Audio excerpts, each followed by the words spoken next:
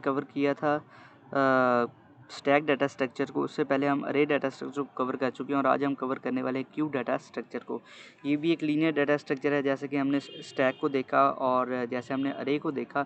लेकिन ये हमारे पास क्या हमारे पास एलिमेंट को स्टोर करने का मेथड या टेक्निक क्या यूज़ करता है, वो है फीफो, मतलब फर्स्ट इन फर्स्ट आउट।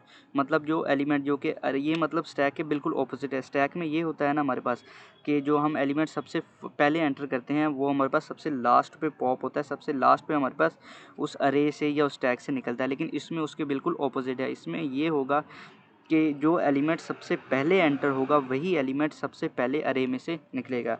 जैसे कि वहाँ पर मैंने कॉइन्स की एग्जांपल दी थी, यहाँ पर टिकट लाइन की एग्जांपल है कि अगर आप बस स्टॉप पर टिकट लेने जाते हैं या मूवी की टिकट लेने जाते हैं तो आप लाइन में जो सबसे पहले होता है उसको सबसे पहले टिकट मिलती है और वो लाइन में सबसे पहले निकल जाता है। मतलब सबसे पहले टिकट ले ली फिर सबसे पहले निकल गया। कार वॉश कराने के तो जो सबसे पहले जाता है वही सबसे पहले फ्री होकर वहाँ से आ जाता है। ये उस कॉइन की एग्जांपल से बिल्कुल ऑपोजिट वर्क करता है, उससे बिल्कुल उल्टा वर्क करता है जैसे कि हमारे पास टैग्स वर्क कर रहे थे। तो यहाँ पर कुछ ऑपरेशन हमारे पास एन क्यू ऐसे ही है जैसे पिछले लेक्चर में हमने पुश का ऑपरेशन परफॉर्म किया था। पुश का एक प्रोग्राम बनाया था जिससे हम एलिमेंट्स एंटर कर रहे थे, तो एन क्यू बिल्कुल इसी तरह से है और डी क्यू हमारे पास बिल्कुल उस तरीके से जिस तरीके से हम पॉप फंक्शन का यूज़ करते हैं या अरे में से कुछ एलिमेंट या स्टैक में से या फिर क्यू में से कोई एलिमेंट हम निकालने के लिए इस एन क्यू का फंक्शन। और टॉप का भी जैसे फंक्शन है हमारे पास टॉप का, इस तरीके से क्यू में हमारे पास पीक का एक फंक्शन होता है जो कि बताता है कि सबसे ऊपर इस टाइम कौन सा हमारे पास एलिमेंट है। तो इसको एक प्रोग्राम की हेल्प से देख लेते हैं कि ये कैसे वर्क करता है। यहाँ पर वही हम स्ट्रक्चर फॉलो करेंगे जो कि पिछले प्रोग्राम में हमने किया था। यहाँ पर मैंने 10 स्पेसिफाई कर दिया कि उस अरे का साइज़ जो हम यूज़र से लेंगे वो इतना ही होगा। उसके अलावा यहाँ पर एक एन क्यू का एक फंक्शन जिसमें एक वैल्यू जा रही है, जैसे कि हमारे पास टॉप के फंक्शन पुश के फंक्शन में जा रही थी, और एक डी क्यू फंक्शन है। उसके बाद एक डिस्प्ले का फंक्शन है, पी का नहीं बनाते, पिछले प्रोग्राम में देख लिया कि वो कैसे वर्क करता है। तो यहाँ पर एन क्यू का फंक्शन को हम देख लेते हैं कि ये कैसे वर्क करता है, पहले इसको इम्प्लीमेंट करते हैं। तो प्रोग्राम इम्प्लीमेंट करने से पहले एक आधी चीज़ थी जो मुझे भूल गई थी, तो उसको मैं यहाँ पर बता देता हूँ।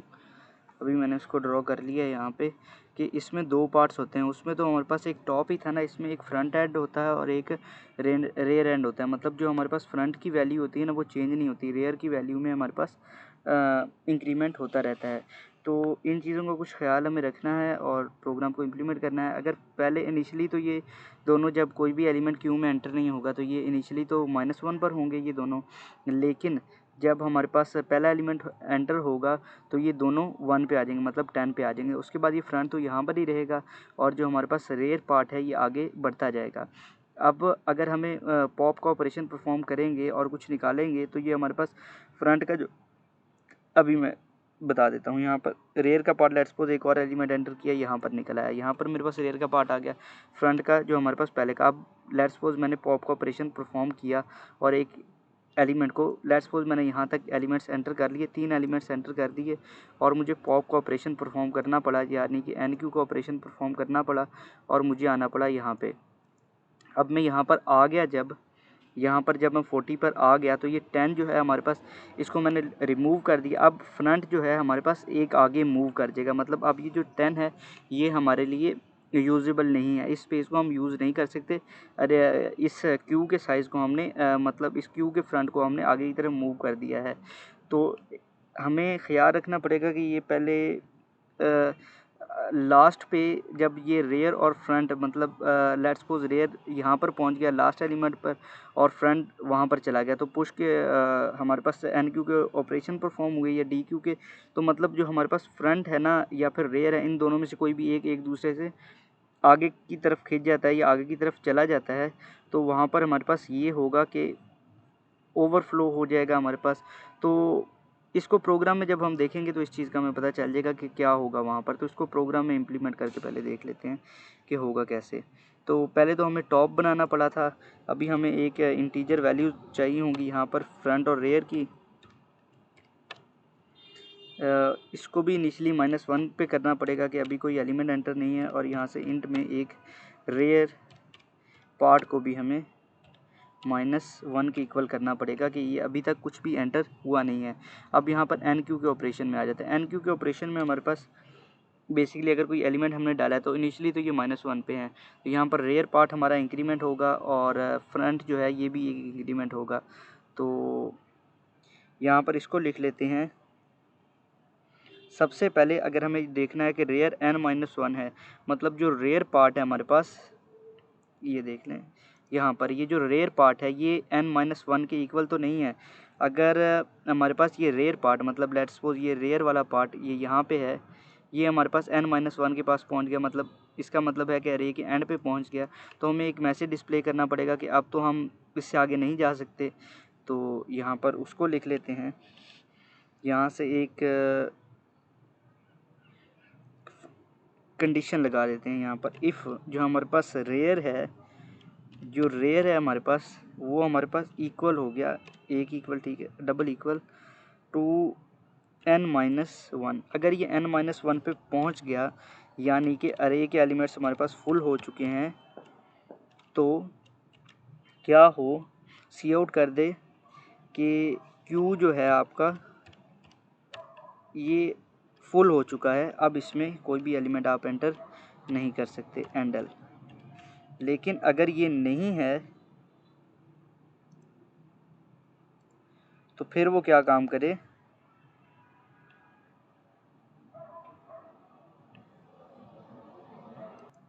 अगर ये कंडीशन नहीं है हमारे पास, अगर रेयर में एलिमेंट्स अभी भी हम एंटर कर सकते हैं, तो वही काम कर सकते हैं कि रेयर में हम एडिशन कर देते हैं कि जो उसका रेयर पार्ट होगा वो आगे चला जाएगा। और पिछली बार वाली गलती इस बार नहीं करनी। यहाँ पर ए जो हमारे पास उसका रेयर पार्ट था, उसका जो रेयर है उसको हमें वैल्यू के इक्वल करना पड़ेगा यहाँ पर। मतलब जो रेयर पार्ट में, मतलब जो एलिमेंट एंटर हुआ है वो हमारे पास रेयर पार्ट में अरे के ऊपर आ जाए। तो अगर एक कंडीशन है कि अगर इसमें, ये तो इफ़ है, यहाँ पर ये इसका एल्स पार्ट है कि अगर हमने कोई एलिमेंट अभी तक एंटर नहीं किया तो वो फ्रंट तो इनिशियली -1 पे ही रहेगा। पहला एलिमेंट जब एंटर करना है तो फ्रंट और ये दोनों एक ही जगह पर थे, तो उसमें तो वो इंक्रीमेंट कर देगा, लेकिन फ्रंट वहाँ पर ही रहेगा।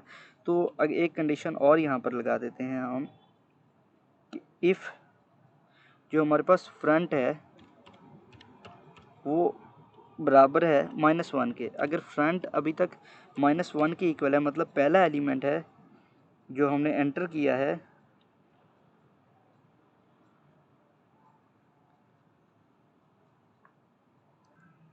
यहाँ पर अगर हमारे पास फ्रंट जो है वो -1 पे है, तो सिर्फ इस केस में ये करे कि उसमें, सिर्फ इस केस में ये करे कि उस फ्रंट में एक ऐड कर दे, ठीक है, और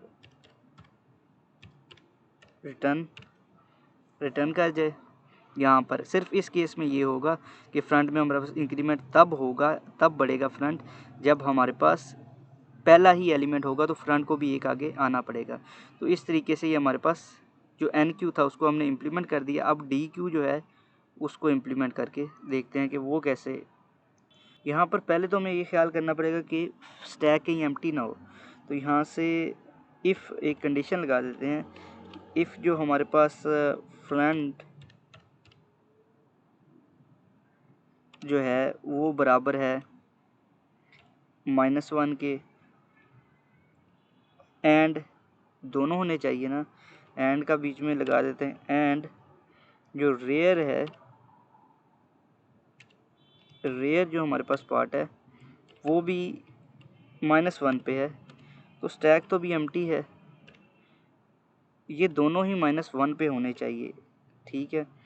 तो फिर हमें वो सी आउट कर दे, जो हमारे पास Q है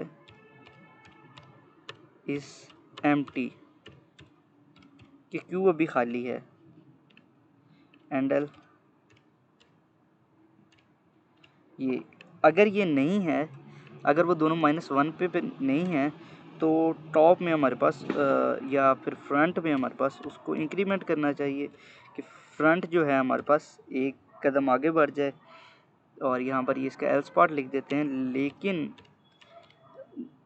एक कंडीशन हमारे पास और भी है, एक कंडीशन यहाँ पर हमारे पास और इम्पोज हो जाती है कि अगर ये कहीं निकालता निकालता यहाँ पर ये पहुँच जाए और फ्रंट हमारे पास जो है ये मतलब यहाँ पर इसको डिलीट करने के बाद फ्रंट में तो इंक्रीमेंट हो जाएगा। ये लास्ट एलिमेंट है, लेट्स सपोज ये दोनों ना ये एक ही जगह पर आ गए। एक कंडीशन ये बन गई कि एक ही जगह पर ना ये दोनों आके इकट्ठे हो गए, ये दोनों एक ही जगह पर आकर इकट्ठे हो गए।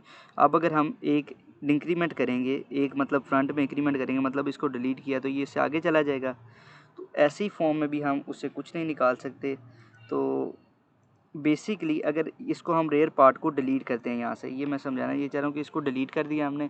अगर इसको डिलीट कर देते हैं तो इसके आगे तो है कुछ नहीं, तो तब भी हमारे पास स्टैक एम्प्टी होगा। तो यहाँ पर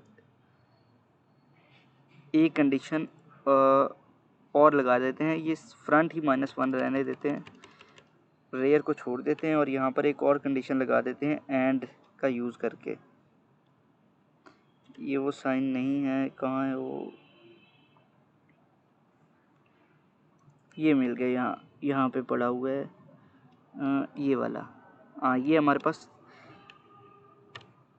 यूज़ करता है एंड का, कि दोनों को ही ठीक होना चाहिए। अब अगर हमारे पास फ्रंट जो है यहाँ पर बड़ा हो जाएगा रेयर से, तो तब भी हमारे पास यही मतलब है कि स्टैक खाली है।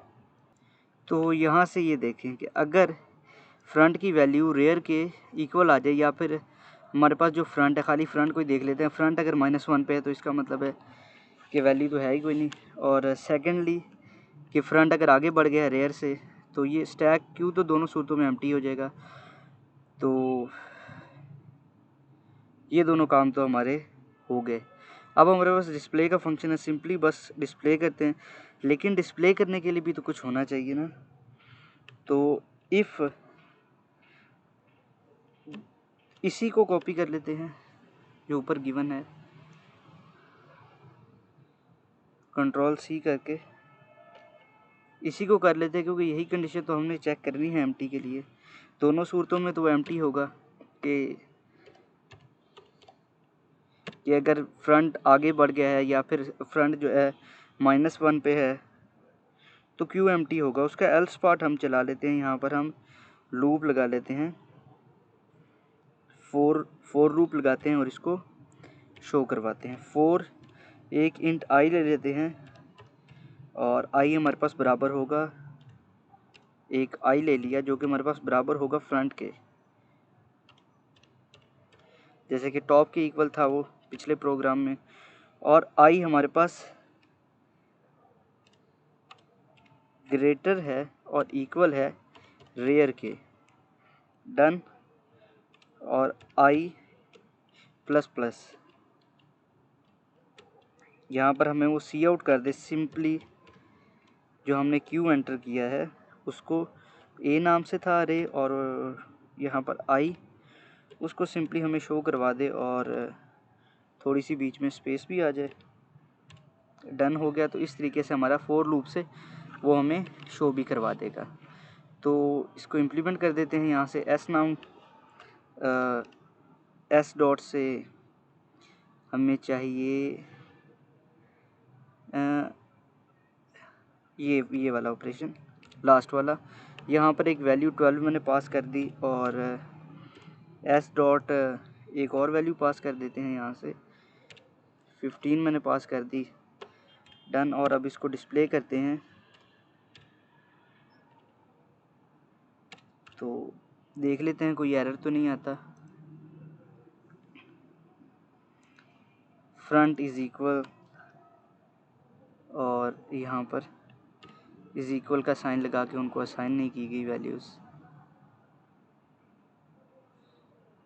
ये सिर्फ 15 क्यों आया है, दो वैल्यूज़ एंटर की थी ना, एन क्यू में 12 भी आना चाहिए।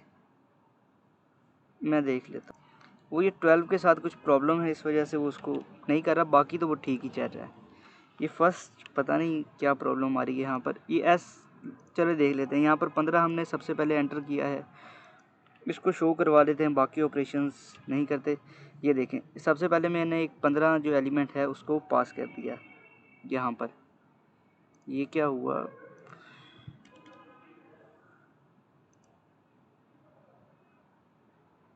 यहाँ पर एक 15 एलिमेंट मैंने सबसे पहले पास कर दिया। इसका मैं प्रॉब्लम देखता हूँ क्या है।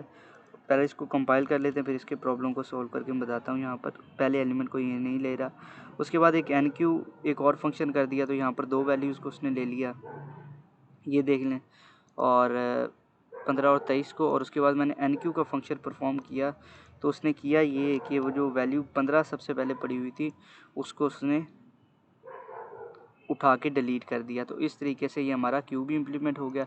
अब ये 12 के प्रॉब्लम को मैं ज़रा चेक करता हूँ। तो यहाँ पर जो प्रॉब्लम थी मैंने उसको सॉर्ट आउट कर लिया है। यहाँ पर कुछ प्रॉब्लम आ रही थी NQ के फंक्शन में यहाँ पर ये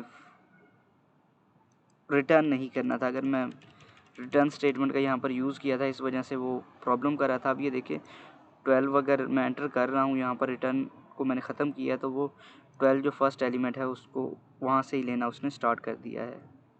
तो मिलते हैं फिर नेक्स्ट वीडियो में। Till then good bye.